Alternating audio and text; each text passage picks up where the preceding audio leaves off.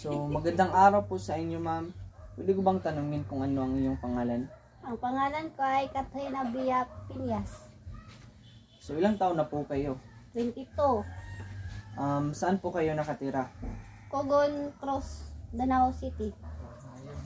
So, may mga tanong ako dito sa iyo na nakahanda patungkol sa mga pangyayari noong Bagyong Tino at sa kung ano ang mga naranasan mo. Una, ano ang mga paghahanda na inyong ginawa noong nalaman mo na may paparating na Bagyong Tino? Paghahanda na aming ginawa ay niligpit muna namin ang mga gamit.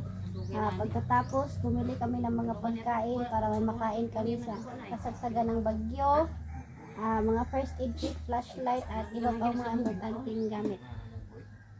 Okay, so, noong nanalasa ang Bagyong Tino, ano ang pangyayari na iyong naranasan? Pangyayari namin naranasan,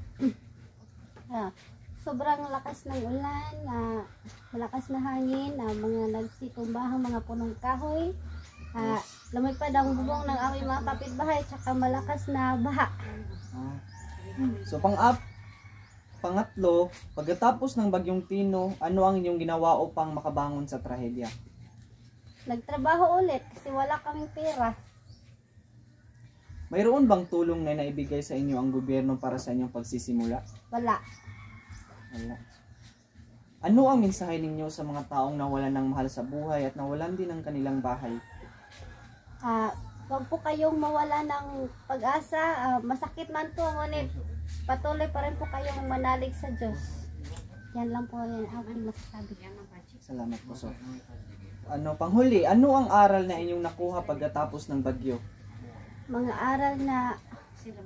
mga aral na makukuha pagkatapos ng bagyo ay huwag makampante, maghanda sa kalamidad. Maraming salamat po, yun lang po lahat. Thank you.